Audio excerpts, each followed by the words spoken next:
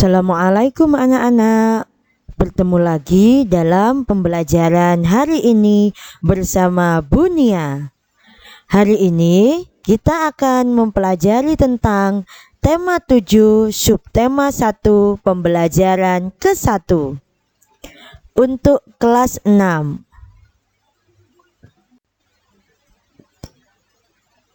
Yang pertama adalah tentang pemimpin di sekitarku. Perhatikan gambar. Nah, di dalam gambar ini terdapat beberapa warga yang sedang melaksanakan diskusi. Biasanya kita menyebutnya musyawarah desa.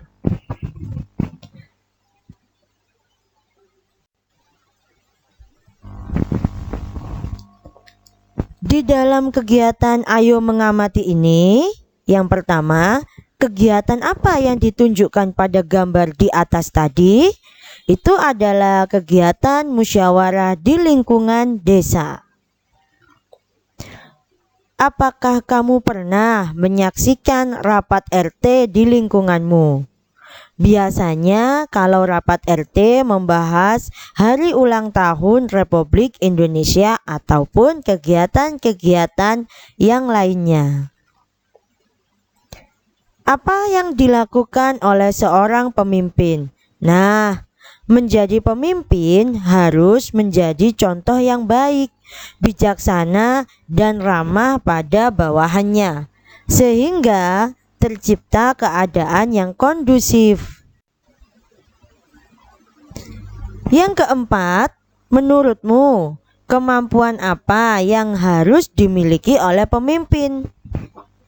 Misalnya, seorang pemimpin harus bisa memimpin anggota dengan baik dan tidak memihak salah satu anggota dalam mengambil keputusan.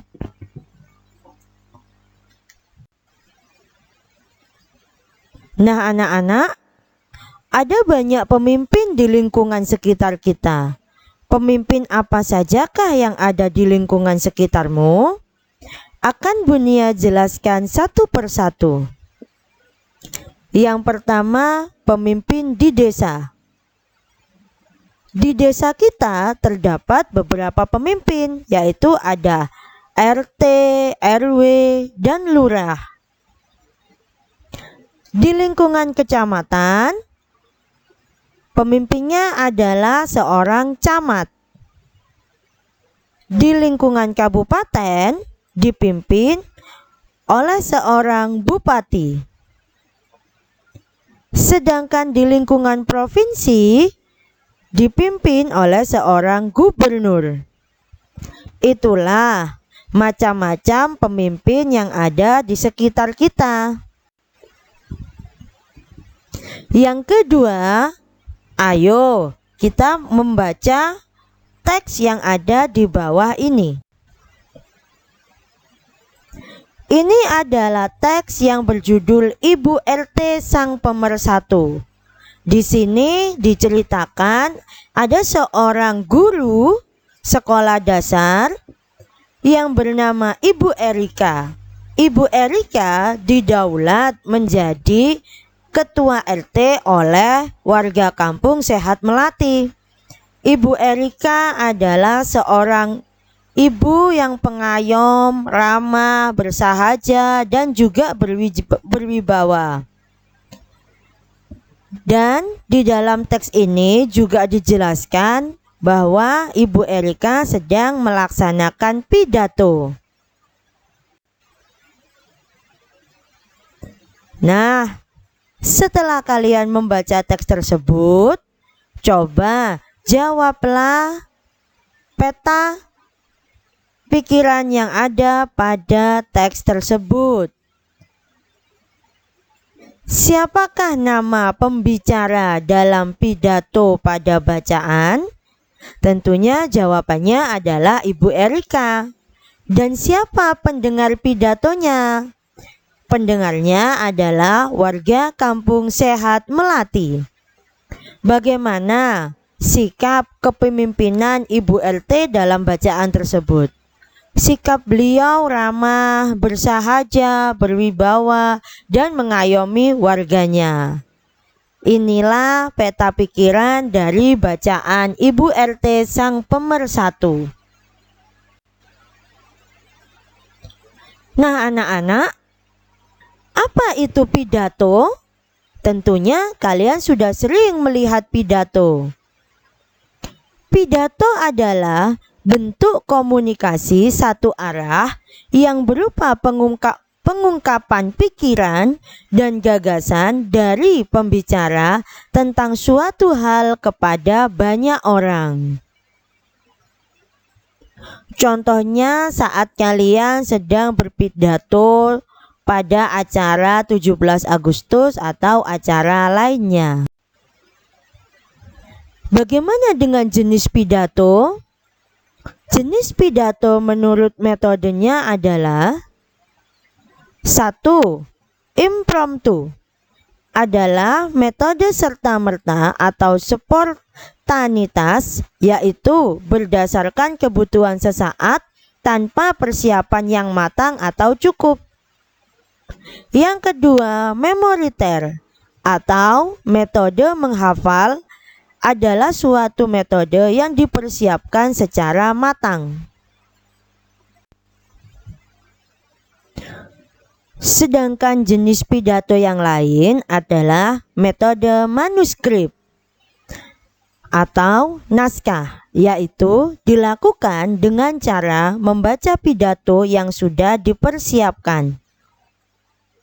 Yang keempat, metode ekstemporan, yaitu dilakukan dengan cara mengandalkan dari kemampuan sang pembicara atau dengan hanya menyiapkan poin-poin dari pokok yang akan dikembangkan pada secari kertas. Nah anak-anak, kita sampai pada kegiatan ayo mencoba. Berdasarkan pidato pada bacaan Ibu RT Sang Pemersatu, lengkapi bagian berikut ini. Apa tema yang disampaikan pada pidato di dalam teks? Siapakah pembicaranya? Siapakah pendengarnya? Dan di manakah tempat pidato itu diucapkan? Sekarang, urutan isi pidato yang kamu tangkap di dalam teks bagaimana? Nah, kerjakan dengan baik dan kumpulkan pada gurumu.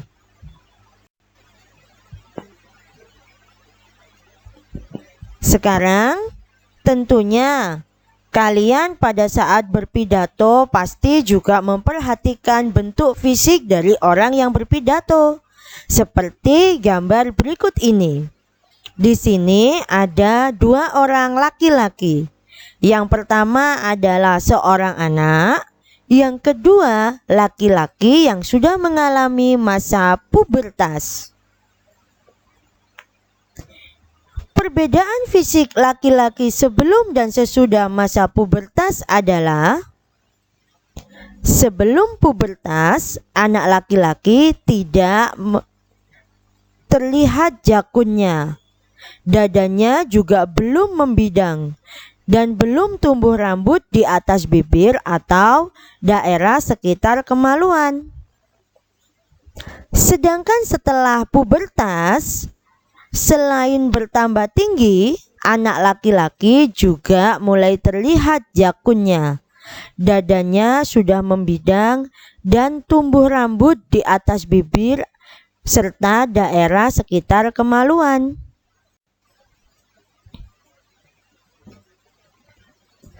Pada saat pubertas tentunya ada cara menyikapi masa pubertas tersebut.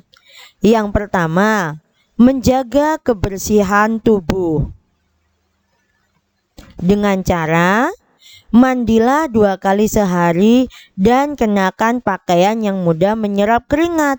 Sebab pada masa pubertas, kelenjar keringat kalian akan meningkat, sehingga mudah sekali mengeluarkan keringat dan aromanya menjadi tidak sedap. Yang kedua, seringlah mencuci muka. Karena terlalu banyak keringat itu sehingga wajah kita juga basah akan keringat. Kalau tidak sering dicuci, maka akan mudah berjerawat.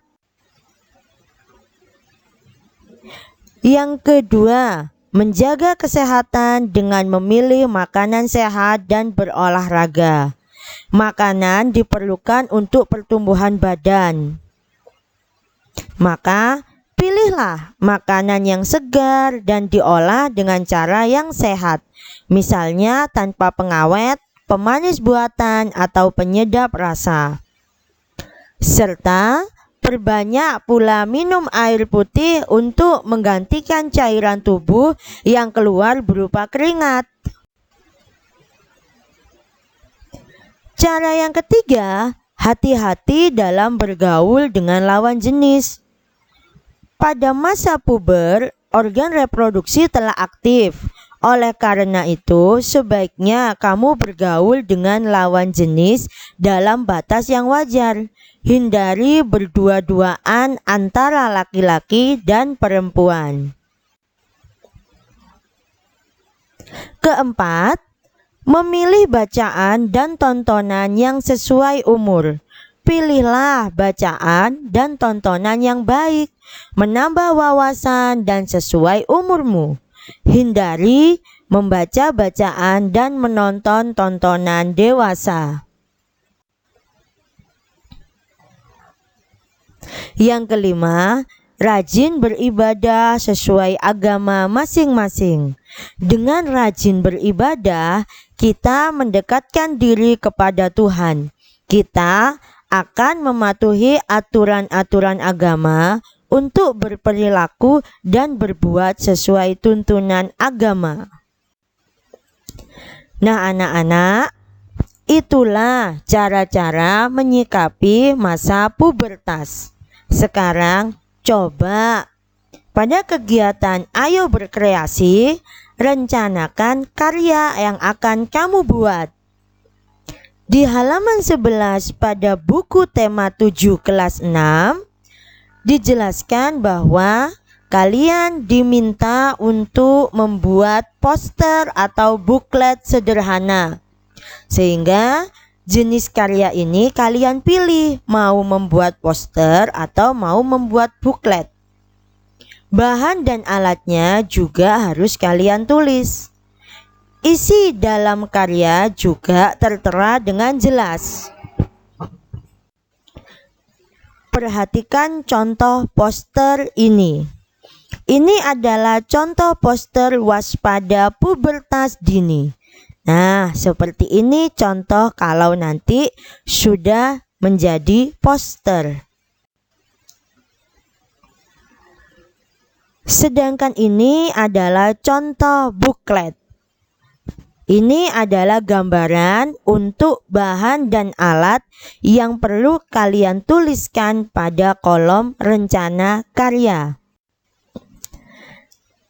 Nah, anak-anak, itulah akhir pembelajaran kita hari ini. Terima kasih atas perhatiannya. Wassalamualaikum warahmatullahi wabarakatuh.